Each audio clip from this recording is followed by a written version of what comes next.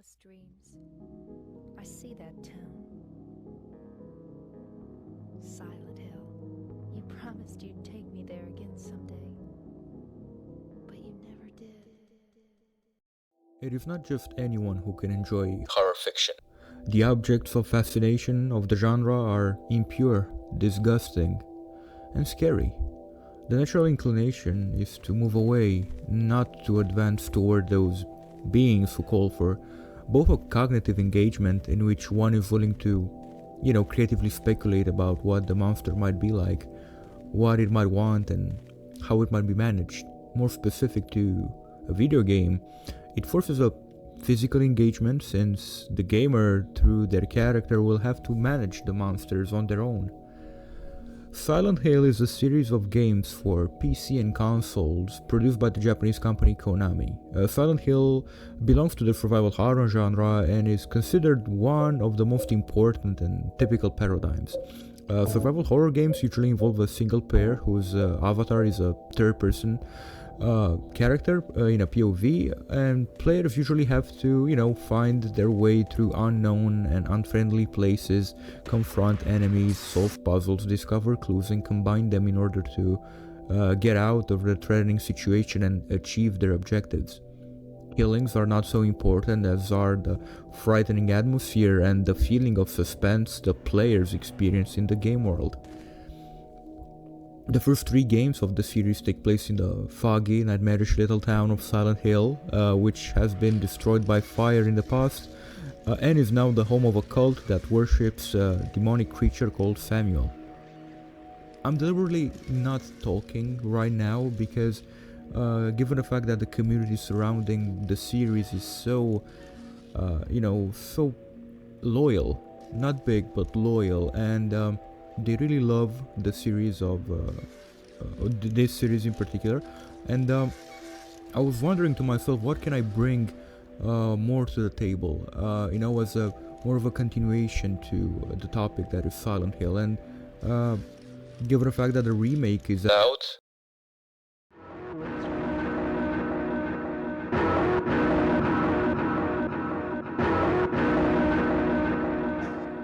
By the time of this recording, I thought I could talk a little bit about Silent Hill 2 and how I personally see it. Here it is. Silent Hill 2 diverges from the formula in a significant way. Unlike its predecessors, Silent Hill 2 is not propelled by the direct influence of the town's cult or any overarching mythology.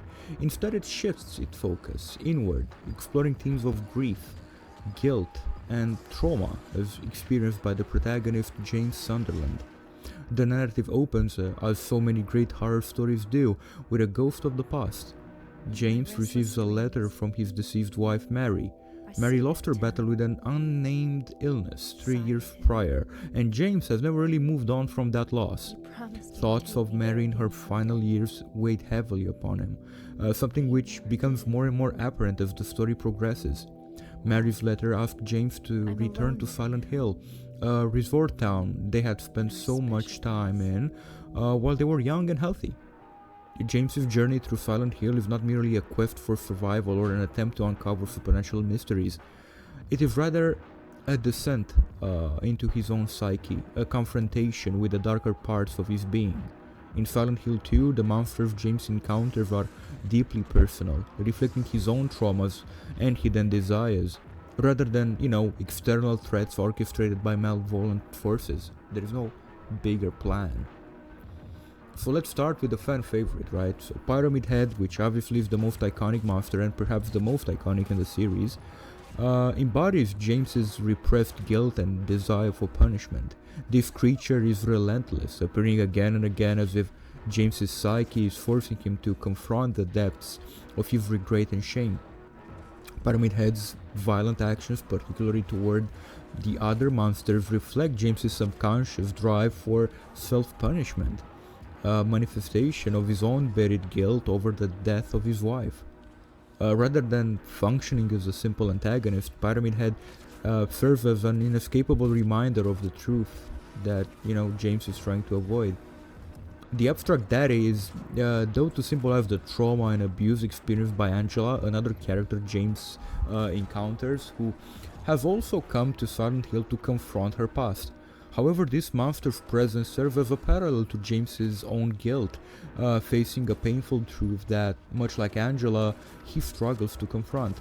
The abstract daddy, in its own grotesque form and behavior, forces both characters to relive their traumas, showing how Silent Hill personalizes its horrors to resonate deeply with each individual's experience of guilt and suffering.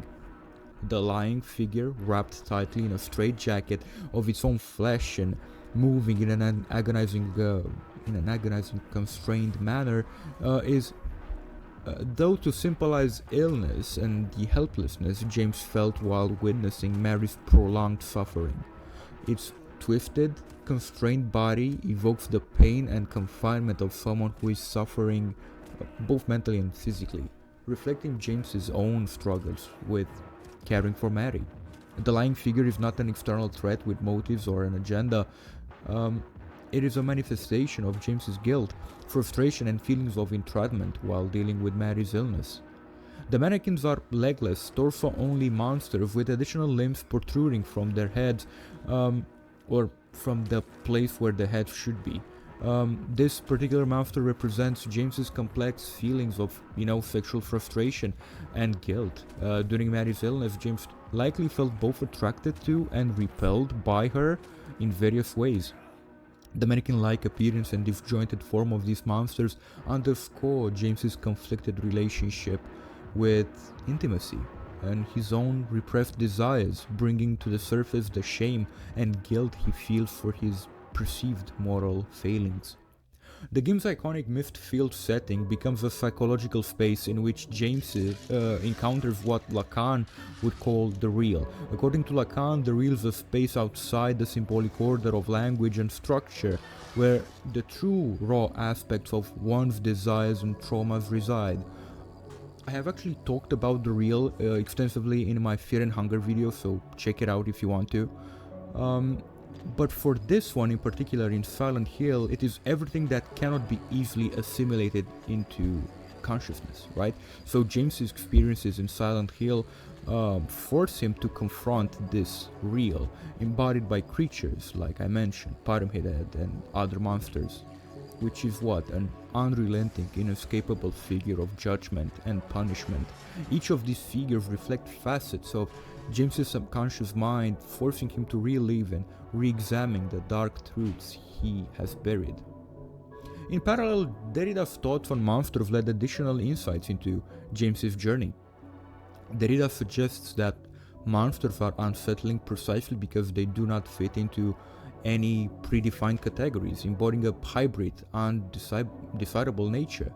James's monstrous encounters in Silent Hill 2 disrupt any binary notions of good and evil, or human and inhuman.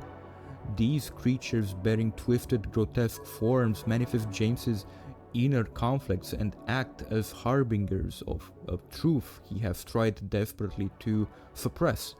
They are embodiments of guilt, fragmented memories, and suppressed rage. Monsters, as Derrida would argue, who force us to rethink what we thought we knew. In these encounters, players experience horror on a layered level.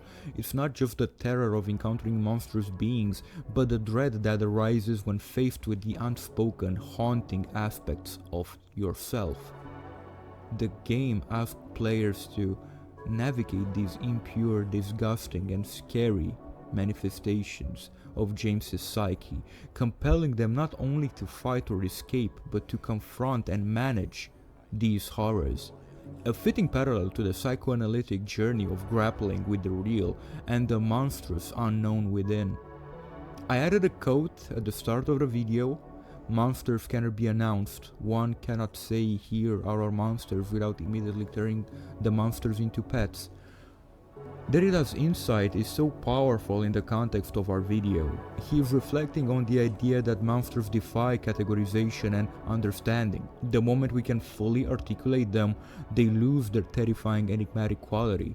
In Silent Hill 2, the monsters James encounters aren't simply external horrors, but are deeply tied to his subconscious and the unspeakable aspects of his identity, his guilt, shame, and desires, because these creatures represent parts of himself he can't articulate or accept.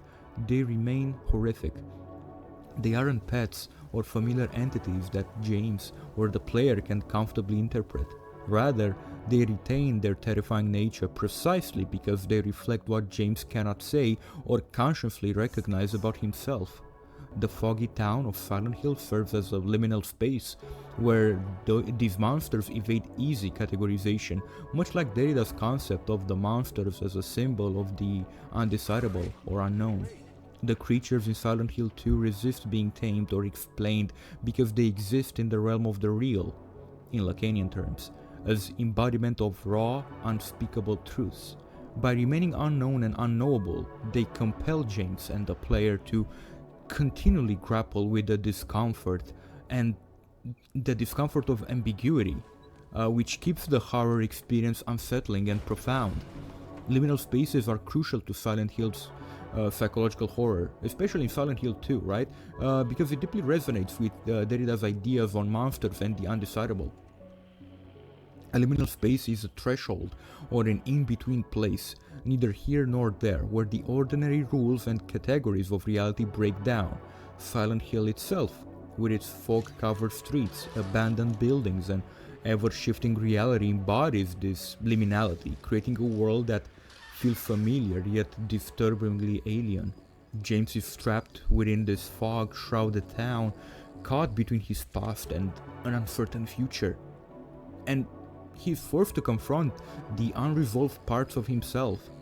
Derrida's concept of the monster fits perfectly with this idea. Monsters, according to Derrida, exist on the fringes of comprehension. As I said, undecidable.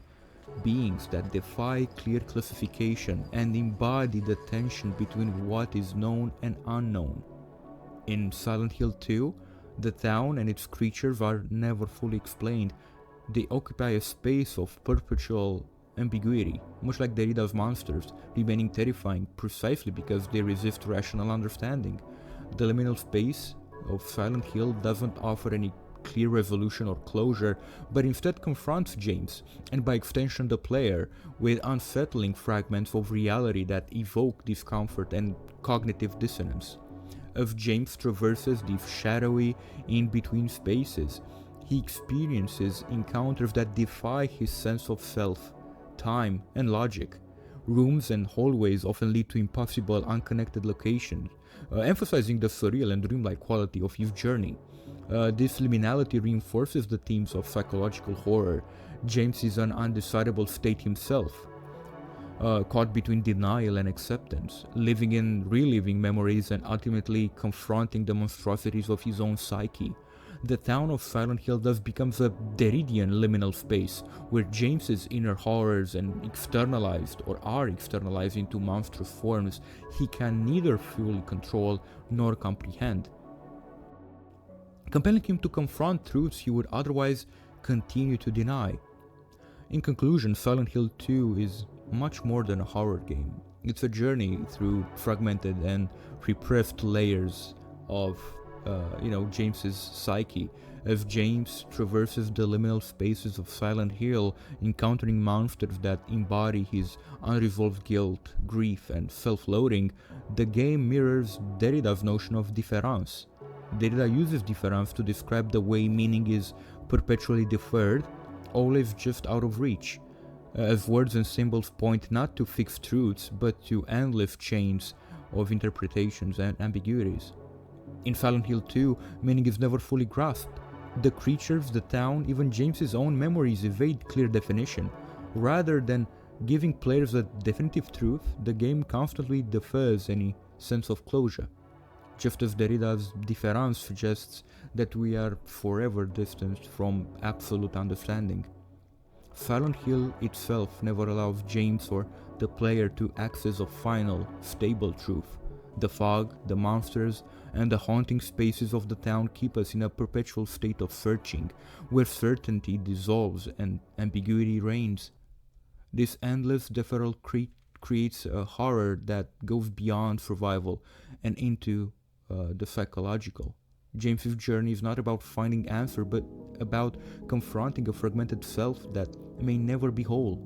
As we too wander through Silent Hill's liminal spaces, we're reminded of Derrida's insight into the human condition.